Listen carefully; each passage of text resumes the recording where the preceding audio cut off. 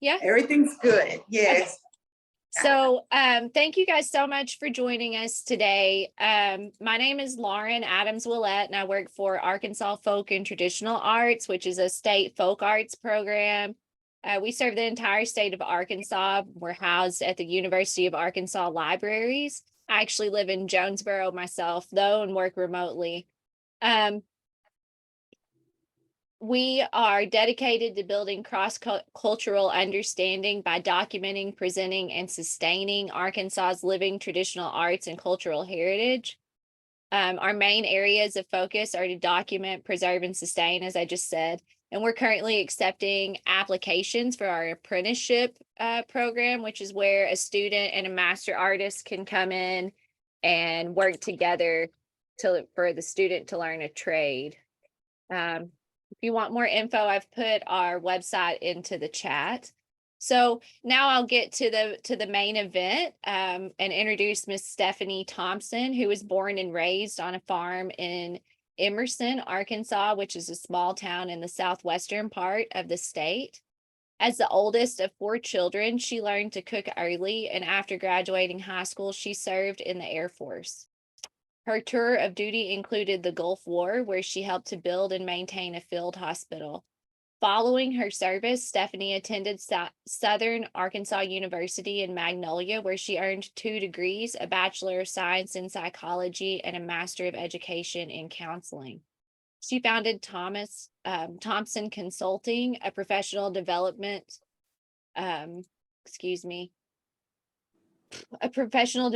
consulting firm in 2007. And Stephanie is the author of Brave, a memoir, and Love Yourself First, a novel, and also the cookbook Down South, a collection of recipes from my mother. She's currently a full-time writer and motivational speaker. She enjoys cooking and long walks. She's married with 2 children and currently lives in Hot Springs. So we'll go ahead and start talking with Stephanie and do the presentation, and then at the end we will have some time for questions. So anything that you would like to ask, you can ask then, and you can also put it in chat. So Stephanie, you want to go ahead and talk a little bit about your setup today? Yes. Hello, and again, thank you for having me, and thanks to everyone for being here today.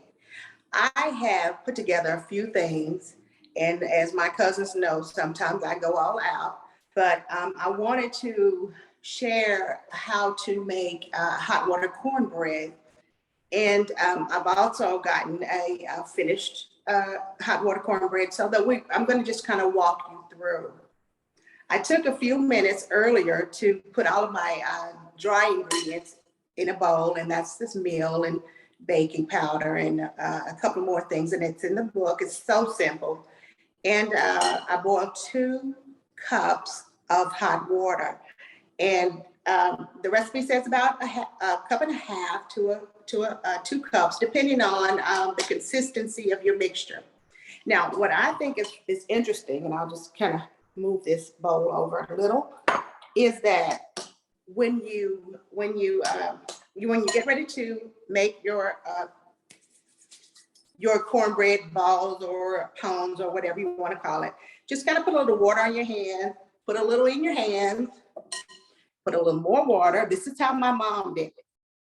And she would just kind of go back and forth until she got it to where she wanted it. And then she'd take it, and I'll just simulate, she'd put it in a skillet. And once it was brown, then she would just turn it over and make sure that it browned on the other side. Excuse me here. And then after that, she would put it on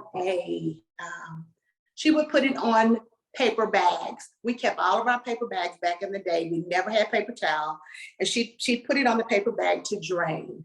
And once they were drained, this is what they looked like. Can you see? Now, I also went ahead and put together a plate that would show you traditionally what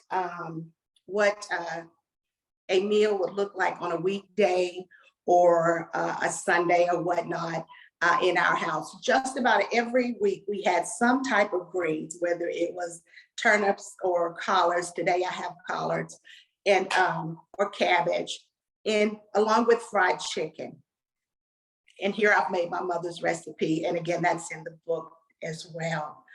And so you just take a piece of hot water cornbread and just put it there. And if any of you are like me, you like the juice, what we call the pot liquor, that's some of the best part of eating the greens and the hot water cornbread. So that's what I have for us today, just to share with you.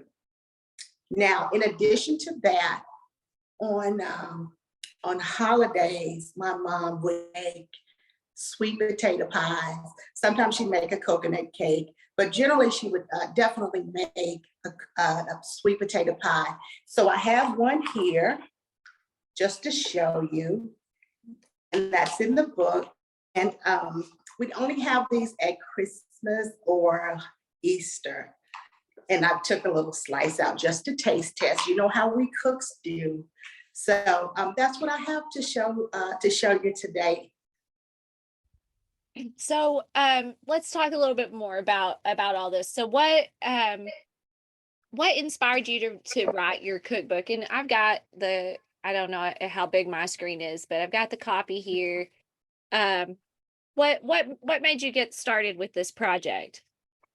Well, a little bit ago, my son was having some difficulties and some medical difficulties, and I decided to stay home with him to help him with that. And thankfully, I was able to. And while I was at home, I thought that would be a good time for me to start something that I had wanted to do for a very long time. And so the idea of the cookbook came because as I was thinking of ideas to where I wanted to start writing, I wanted to start with the most positive memories that I had. So and that involved the kitchen. I started young in the kitchen, but it became a special place for me. So as part of the reason that it was special is the way I think that shows in the book, because you've included so many stories. So how important was it to you to include stories like that in the cookbook? You know, it was very important because as I was writing, it's like telling a story. And as I had the memories, flashbacks of you know what was being said or the procedures or whatnot, and I thought that it would help to give a good understanding of where we were or what was going on at the time. So that was very, very important. So how did you decide which recipes to include, and maybe just tell a little bit about the type of recipes that are in this book, in case Okay. Let me just pull my book right here. I wanted to share the recipes that we made most often, that sustained us. Basically, that's the peas and the beans and the greens. And I also wanted to talk about the special occasion, and that would be the chicken and dressing, and of course the sweet potato pies and the cakes and so on. But the main, I wanted to show just what we had on a daily basis. Mm-hmm. So speaking of daily basis, I want to get a couple of pieces of information about what you've got on this plate in front of us here. You've got fried chicken, right? I do.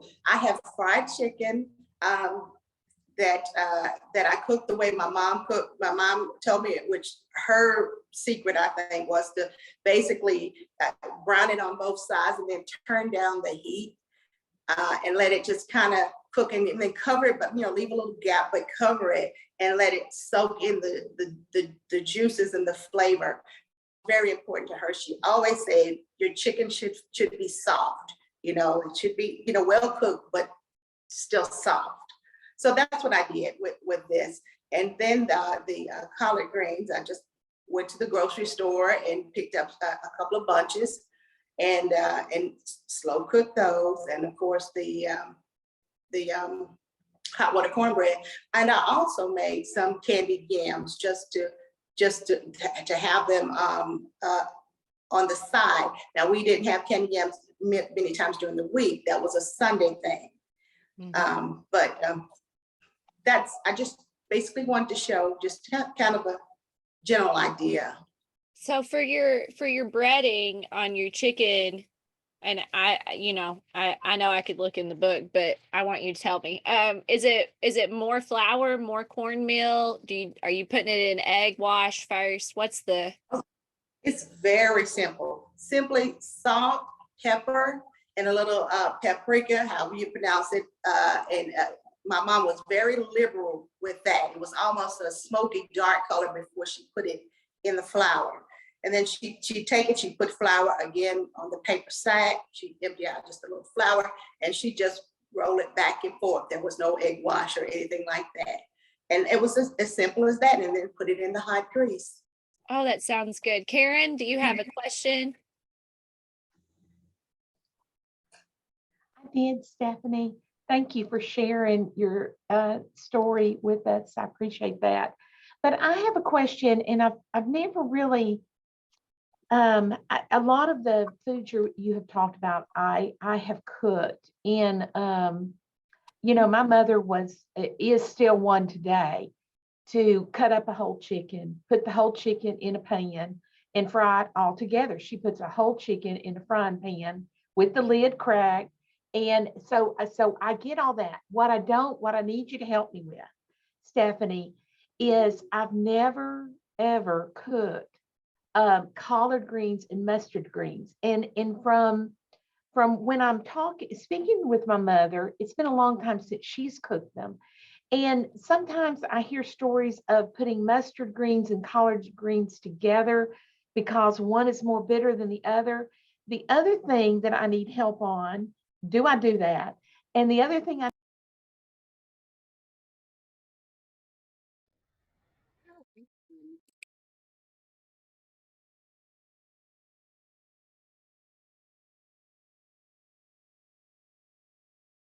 get them ready to do them. Thanks, Stephanie. Well, great questions. Hey, listen, I cannot say I know much about mixing the two greens.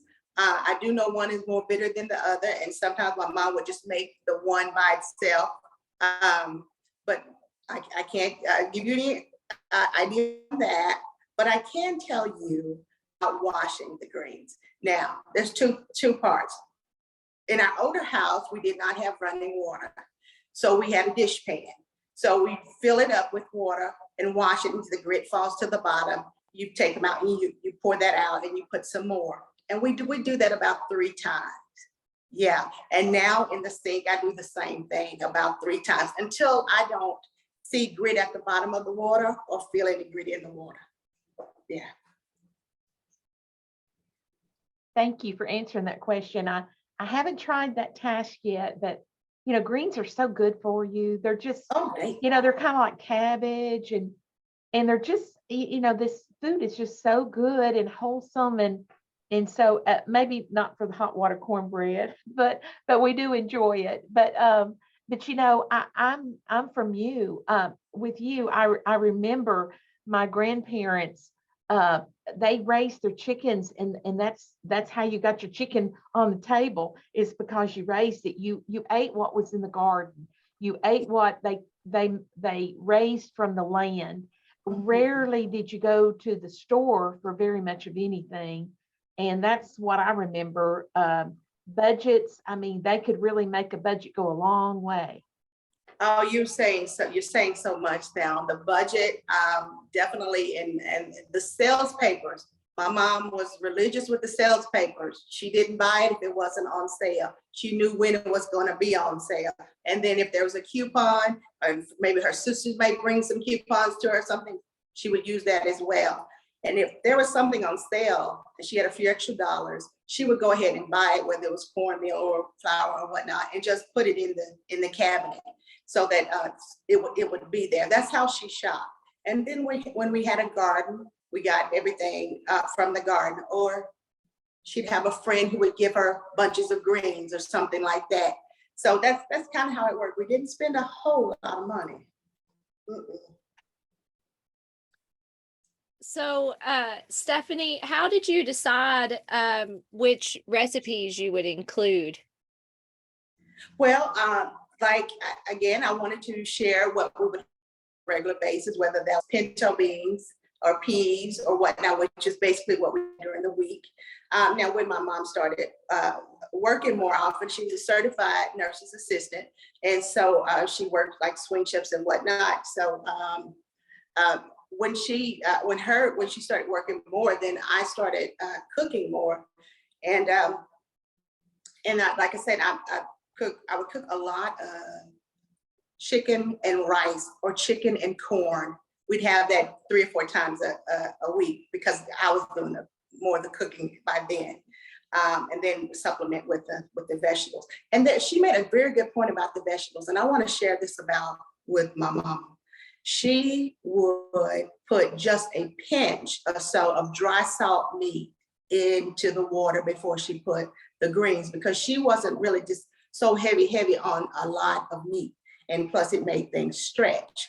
And like the hot water bread, and that she was saying that she would eat maybe one piece of bread, but a lot of greens, you see, to kind of balance it out. And I still do that. I know Southern food can be heavy, but I try to keep in mind how I prepare it using the old school methods, but maybe lighting it up a little bit, and maybe not as big of portions. Right. Well, I'm not sure if they had, gigantic portions back. I wasn't around for it, but it probably wasn't like what you get at a restaurant anyway. Oh yeah. So how old were you when you started cooking? Well, I started in the kitchen when I was around 8. That's just, washing up afterwards or, handing utensils or whatever. But I was in the kitchen around 8. I started actually cooking, and someone was mentioning cutting up a chicken around age 12 to 13. I definitely could not have cut up a chicken at age 12 to 13. I still don't think I probably do it very well, but I could probably do it. Yeah. So what's your, I guess that would be a challenge for me. So I'll go there first. What's the most challenging recipe that you make? The most challenging for me is the chicken and dressing. And that's because it takes more time. And, you're baking your cornbread, and then you're cutting up all of your celery, onion, and bell pepper, and so on and so forth. That's the most challenging. But saying that, it's still not hard. But of all of these, it is the most challenging for me. Do you when you make dressing, do you save? I know what my grandma does. She makes an extra pan of cornbread for like a month and freezes cornbread, and then is that how you do it for Thanksgiving and dressing and stuff too? I do. Sometimes I make it early and I freeze it. If I don't freeze it, I at least make it a couple of days early. So that'd be one less thing to do the night before. But yeah. Yeah, Definitely. a lot of these recipes have multiple steps. I know we talked about that when We did. about the mess of it and stuff. So what about your favorite recipe? What's your favorite recipe? My favorite recipe is pinto beans. I love pinto beans. Yes. And we when we'd have pinto beans, we would have pan bread, and that's in the book, the pan cornbread most of the time.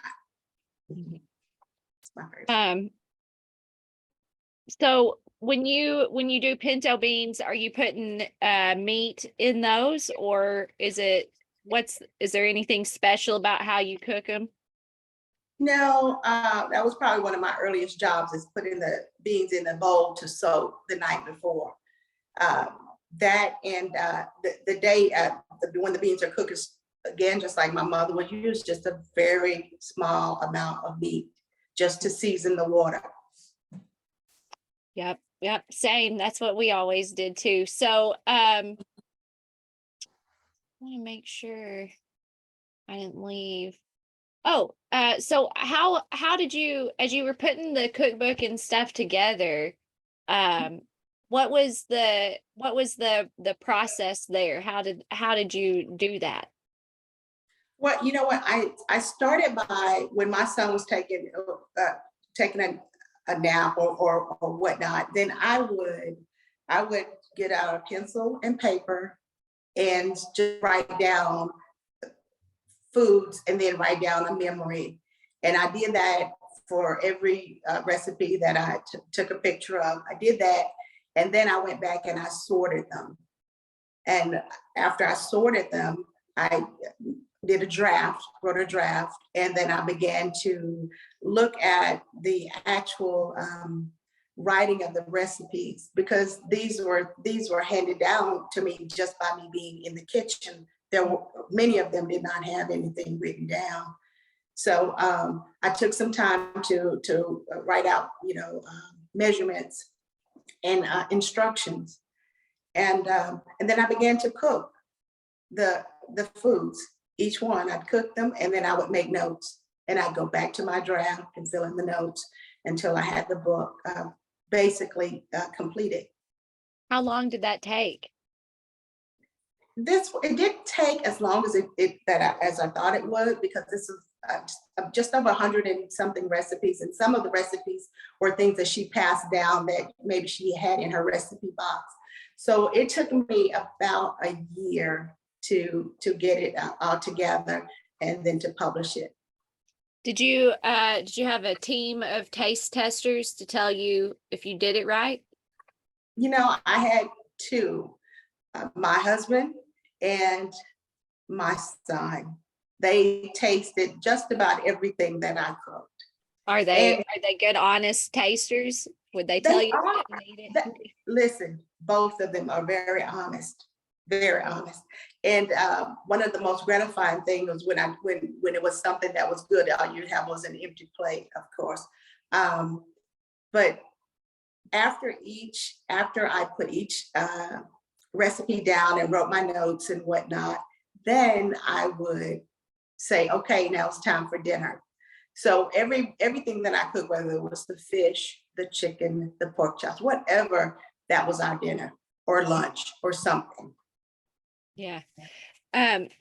Another thing, I'm showing again. You might want to show yours, because I don't know what everybody's screen looks like. But there's a hot water cornbread recipe here, and you can see there's a photo.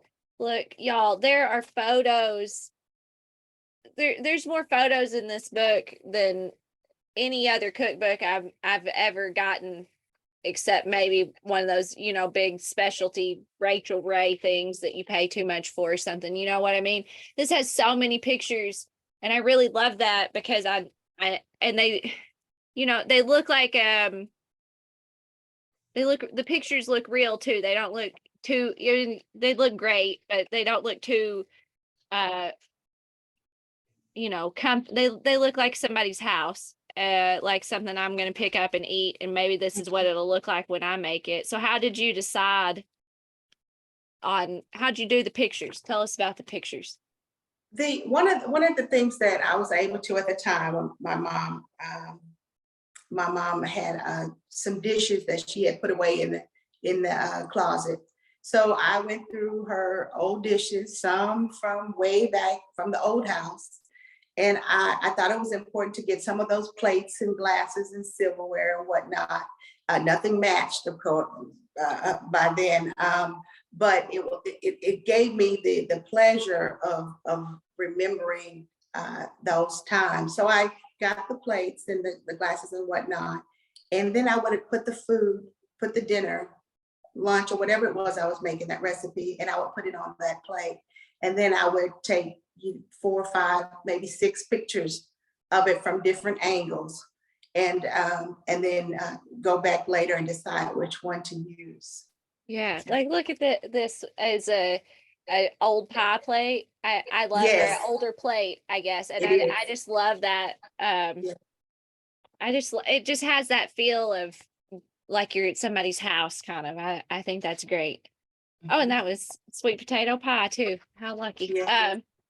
So um so you took all the photos, cooked everything. This was a year. What was the most challenging part of the writing process? The most challenging part was the editing. Hmm. Mhm. Going back over each line. That was the most challenging part. Yeah. And I Yeah. considered reading about how the big publishers and whatnot do it. They have a whole staff of editors. I considered a freelance editor, but then I decided that I would do it myself. So I went line by line. Yeah. So what was the most fun part then? The most fun part was cooking things that I had when I was growing up. The memories. That was the most fun. It was. Yeah. Yeah. So what are some tips and tricks and things that you learned about cooking while you were doing all this work? Well, the one thing that is really, really important to me, and I use in probably every aspect of my life, is to organize, to be aware of what you have, be aware of where you can get what it is you need at a reasonable price or whatnot, and to plan your meal. Even if you only plan it in your mind, if you're going to have beans, you'll need to do this, or you're going to have peas, you need to do this or have that, and so on and so forth. So organizing was one of the best skills I could have had passed down to me. Yeah. What about, is there any other preparation tips or things, like, I don't know, something maybe specific to a meal, like we were talking about washing the collard greens 3 times. Do you had any other tips like that? Well, we always did the preparation for the chicken and dressing the night before. So cutting up all of your vegetables, and putting them aside for tomorrow to make it easy. Boiling your chicken the night before or whatnot, so you can just assemble and make the next morning. Or even you could put it all together and freeze it, or a few days before, put it in the refrigerator and then take it out and bake it on that day. And I'd like to share this. As far as preparation, another thing my mom would do is she would set everything out, because she, like I said, she worked as a CNA, certified nurse's assistant. So she worked holidays, she worked weekends. So if there was a holiday coming up, we would do the preparation the night before. And that's like cooking the bread and even crumbling the bread, and just get ready. And then she would also put out the plates, the glasses, the silverware, and anything that would go along with it. She'd have that on the table the night before, so that when she went to work at 7 in the morning, then I could go on her and heat up what was there, and then the table and everything was pretty much ready to go. So one of the biggest things is do as much as you can the night or days before. Yeah. So something that I'm wondering about is sometimes when we talk about food and folklore and stuff with food, you'll hear people say like, well, my grandma always used this spatula and this frying pan, and that I swear that made it taste better. Those actual items. I'm wondering if you have any. We didn't. I've never asked you this question before. I'm really putting you on the spot. I'm sorry, but I'm wondering if you have any of those types of items that are old and kind of special like that. Well, I don't know if there's anything particularly special about this the fork she would use for the chicken, she used the same one every time. Um, uh, we didn't use tongs or anything like that. She used the very same one. And then the skillet was washed and put back on the stove. The cast iron skillet had so much stuff on it. It looked like we had it for 50 years, but it was the best skillet ever. And then there was a cake pan. We used the same cake pan. We may have had two of them for the cornbread, for the cakes, or whatnot, maybe a 9x13 or something like that. And it looked like it had gone through it, but it made the best of whatever it was you were putting in it. Yeah. Yeah. My granny had a metal slotted spoon thing that she used for fried potatoes, and that's what I have. And I know my potatoes are better now that I've inherited that spoon. Because of that spoon, yes. Yes, it's definitely, well, that and the time I spent with her, but the spoon helps, I think. So, okay, so did you also do the layout for the book? Did you choose the order and the layout and everything? I did. I read many cookbooks, and then my mom had about 20 cookbooks herself that she just had collected. And you know what, let me stop and say this too. What I learned when I went through her recipe boxes, when I saw the clippings from newspapers and from the back of a cookie bag or wherever, and they were just worn, from years of having them. And I'm sure there's some things that I may not remember that she probably made them her own over time. But I learned so much about her, about maybe things that she aspired to do that she never did, and things that she enjoyed just by reading her cookbooks. So I had a lot of examples to go by as far as formatting, but when it came down to it, I just kind of decided to make it as simple as possible. Yeah. Okay. What about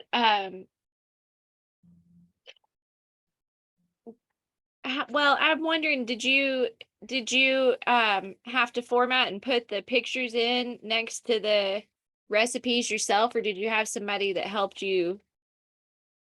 Well, you know what? I have some experience in word processing and whatnot, so I was able to go in and then to put the pictures where I wanted them and to move them around. Whether I was putting text above it or text below it, or whether I was putting it on a page by itself, I was able to do that just using a Word document. Okay. Well, it all looks really great. So, on the pan cornbread, oh my gosh, look, you got a picture of the bottom, so you know what it's look Favorite like, part, which is really yes. important. I think cornbread's the best bread, and you're right, that's the best part. It's that bottom crispy layer. So, well, we talked about the writing. So what advice would you give people who are aspiring to write a cookbook or even another type of book, even though you're not talking about your other publications? You do have two other ones. I would say write about what you love, what you're interested in, and read what's already out there, and then decide to share your story, your authentic story, whether it's fiction or nonfiction, and to keep going. And there's another tip that works for me, is that I would write every day for a certain amount of time, regardless of how I felt or what was going on, just as long as I was writing something. So I would definitely give that as advice, a suggestion. Yeah. So did you have moments where when you went to sit down and do that writing that you just kind of looked at your blank page for a while? Did you have any writer's block moments? Well, not with the cookbook. With the cookbook, I had to kind of shut it down, narrow it down, because there was so much so many years of things that I remembered and wanted to share. But with the other with the other ones, sometimes there would be days when I would just say, it's not coming to me as quick as I would like for it to do, but you know what, I'm gonna write the first thing that comes to mind. And then that one sentence will lead to another sentence, and then I have paragraphs and pages and so on. Yeah. And you can always go back and edit, add or take out.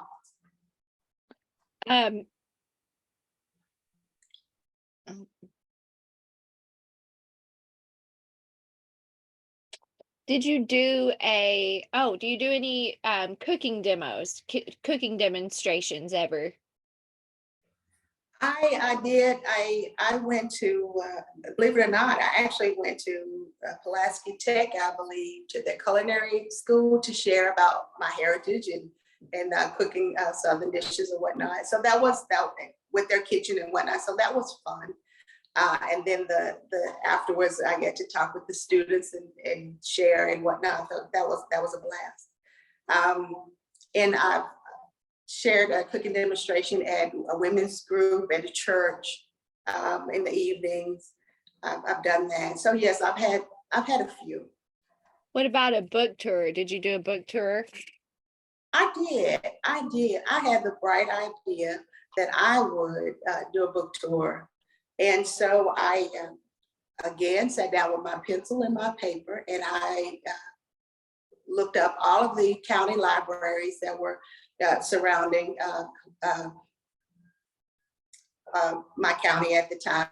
And then I called the librarian, and I asked to speak to the events manager, and I shared with them what I was doing and whatnot. And so I was able to go to several libraries that way. And then there were community organizations like the Rotary Club or Kiwanis or something like that. So I got to do quite a few of those as well. How did those go? Was that fun? It was fun. I'm telling you, everywhere I go, there are so many stories, and I could sit there for hours and just listen to them share their stories of recipes and memories, and it was a great way to connect with others. So yes, I had a blast. And let me share one other thing. I guess I have a lot to say on this, but I did the Emerson Purple Hull Pea Festival the year that I published the book, and I called the festival organizer, and then I got space, and I took a tent, and I even took a cast iron skillet, a smaller one, with me as a display, books to sell, and so on. And there were women from all over, women and men from all over Arkansas, Louisiana, and other neighboring states who came, and they would stop by and talk and share. And we talked about biscuits, we talked about chicken and dressing, we talked about a little bit of everything, but mainly it's the stories behind the dishes that we were excited to share. Mm-hmm. Yeah. So I want to ask something a little specific about the book. You have it in everyday dishes, canning, more recipes, stuff like that. I was wondering if you could share, like, maybe what's one of your favorite recipes out of the everyday dishes, which is, kind of your main, it seems like it's mostly kind of the main ingredients of most meals. So what's one of your favorite dishes from that section? Everyday meals, I believe the barbecue chicken is in there. Oven barbecue chicken was one of my favorites. That sounds really good. Do you make it on barbecue? Listen, you season the chicken just as you would if you were frying it. You season it and then place it in that pan I was telling you about that we use for everything. And you put that whole chicken in there, cut it up, put that whole chicken in there, and then take some barbecue sauce and pour it over the top, and then put just a little bit of water in there to keep it from sticking. Put a little foil on it if you have the foil. and then put it in the oven and let it cook slowly. And then just at the end, you might want to stick it under the broiler or whatever to get that little kind of brown part on the top. It's delicious. Yeah, I found it. It looks really good. Yes, That yes, comes through yeah. good, but it sounds good. You also have a section on canning. Can you share a little bit about how you learned to do canning? Well, you know what? Those were basically some of the recipes that my mom had in her recipe box. And I did several of them after reading that, but we didn't do a whole lot of canning ourselves. What we did was a lot of sharing, like the neighbor up the road may have some preserves. We always had some type of preserves or whatnot. So they would share with her and then she would share maybe whatever it was she made or had. So we always had some in the house. So I knew that that was important to her and to us. Yes. What about desserts and things like that? What are some of your favorite desserts that are in this book? My favorite is the sweet potato pie. And that's because she seemed like she enjoyed making sweet potato pies. And she had a recipe for how to make one. And then outside the recipe, she had ×4 because she always made 4 at a time. Yes. That's a lot of pie. That's a lot of pies. Yeah. I see a recipe for pecan pie. So I'm wondering, I've never made a pecan pie myself, but it's my favorite. You got anything that you would tell me as a first timer what to do about how to make it better? No. What I would tell you is it looks hard, but it's one of the easiest pies there is to make. That's Good what I would tell you. So go for it. Yeah, I like to cook better than bake. I was just looking at all the different the different sections you had before I turn it over to questions. Oh, there's 3 beverages in here too: lemon orange punch, harvest cider punch, and cherry lemonade. They all sound good. Mhm. So really a little bit of everything in there. A little bit of everything. Yes. So as the last question for you before, like I say, before I turn it over for anybody else's questions is, what as you shared your cookbook, as you went through the experience and stuff, what stood out for you as meaningful and important? How welcoming people were. When I told them that I was writing a cookbook, at the time I was online and I had a Facebook page and I even created a Southern Table, Stephanie's Southern Table Facebook page just for the pictures. And the people who were sharing their stories, like I was in the Air Force, right? As I was sharing with you, and my first sergeant is a friend of mine. Online, and he was just fascinated to see the stories, and it reminded him of what he said wash day and making and them cooking. They pinto on wash day, so things like that they would have never known, and so on. But as I was posting the pictures on Facebook, the people were coming from everywhere sharing. So it was the openness. And then when I wanted to go out and do what I call a book tour, when I wanted to do that and I shared my stories, they were like, when can you come? When can you share? And that was exciting, kind of like with you when we were talking. The openness is tremendous. And it seems to me that it transcends barriers, so to speak, where you can talk about food with just with anybody. Right. Yeah, no, that's true. Food is a great way to connect with people. It is. Yeah. Okay, so well, thank you so much. I've enjoyed talking with you and learning more about this and getting a few tips about how to cook. I'm wondering if anybody else has any questions that they'd like to ask. You're welcome to go ahead and unmute.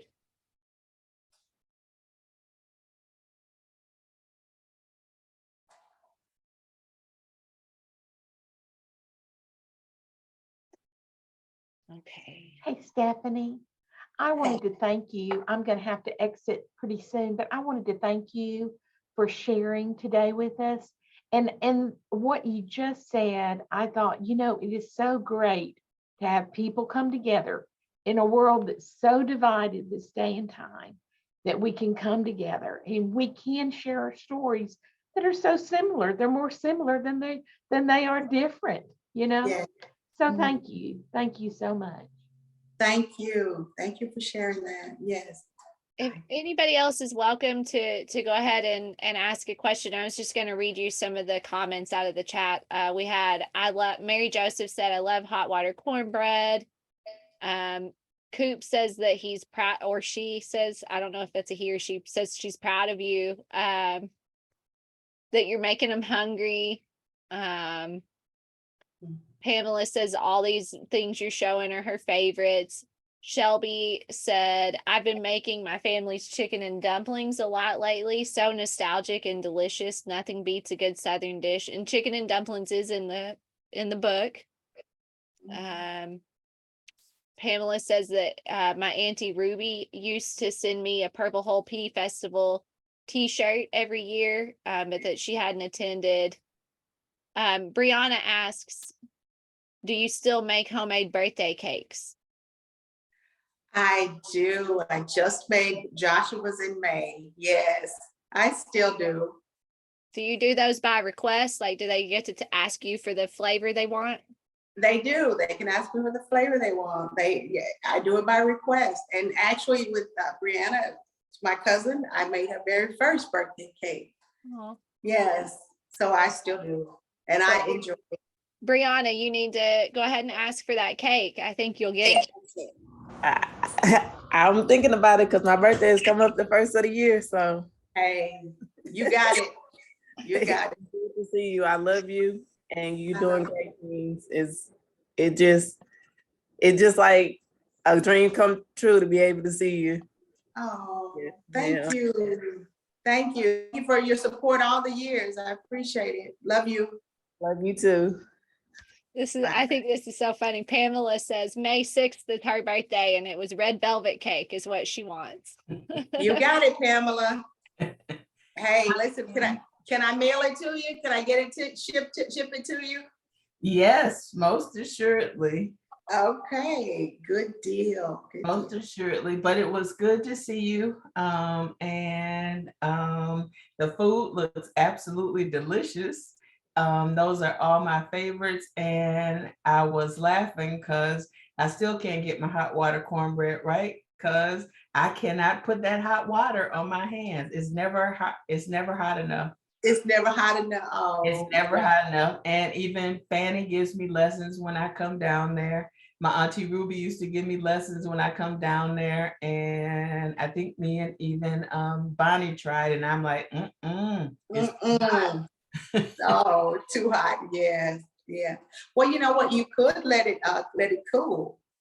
Just let it sit for a little bit. That's how mine looks. And it looks gray, and it's not pretty, and it just doesn't have that consistency and the taste. And it's just different. It's got to be really hot. Mm-hmm. Well, yeah, the water has got to be definitely really hot. Yeah. Yeah. Yeah. Well, thank you for joining us, Pam. And again, for your support too. Oh, yes. I am just thrilled and proud and feeling just great. And I'm waiting for the next book. Listen, I am working on it. Yes, ma'am. Yes.